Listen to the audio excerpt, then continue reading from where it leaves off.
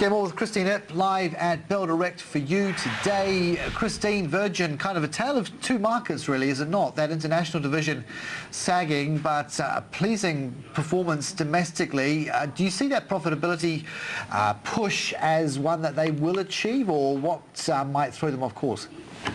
Well, they certainly believe so, but what could potentially throw them off course is obviously that increase in competition from Qantas. But it is good that they are actively turning around the international routes, which has been a poorer performing section of their business.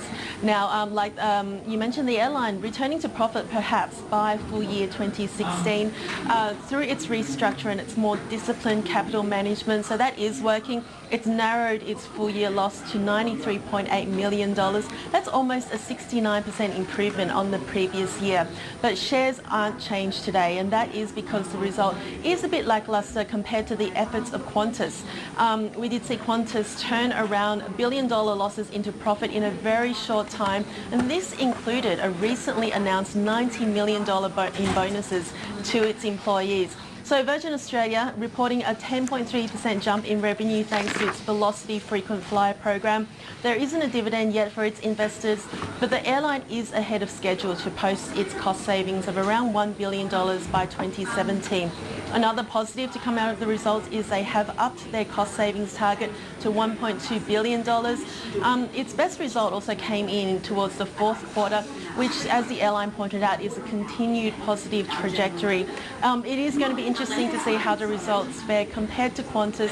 Qantas is expected to report its results in a couple of weeks. We're expecting to see a $1 billion annual pre-tax profit.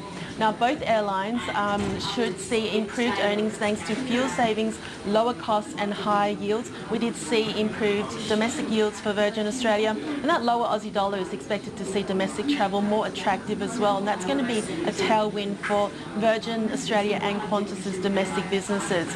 But for Qantas, it's the cost-cutting efforts and the scale of those cost-cutting efforts that is making it a better investment for shareholders, and I doubt Virgin Australia employees will be receiving any bonuses yet. So not a bad result for Virgin Australia, but its shares are unchanged today. A shocking result for Orica, and it seems as if investors were generally blindsided by this one when it comes to the profit warning, and the outlook is looking pretty grim. Just walk us through it.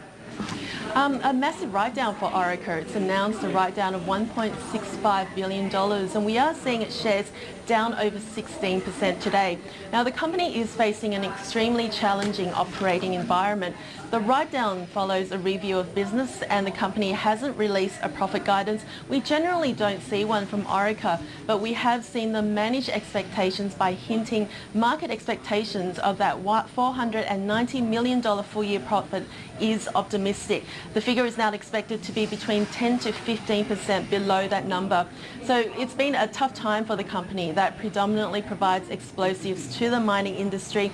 And since its growth is linked to mining volumes, which is then linked to the resources boom, it's no surprise we are seeing these write-downs. Now, we've seen the slowdown in Chinese construction, the weaker commodity prices, and miners are pushing their services provider for further cost savings. Orica had reported an 8% fall in first half earnings to $222 million, which did come in below expectations, and that was despite a weaker Aussie dollar. And in March, the company initiated a 12-month $400 million on-market share buyback, so that obviously is now under review. But while news of the write-down is disappointing, it also points to a change in management style that should overall prove positive for the company. Now, the company has said that the aggressive write-downs will put the company in a stronger long-term position. It's reaffirmed its commitment in reducing costs, and there's also support with S&P's confirming its current stable outlook on Orica will not be affected by today's impairment announcement. But the profit warning has really come as a shock to its investors, and that is why we're seeing its shares down over 16% today. Christine, thanking you so much, and have a good weekend. Thanks, Carson.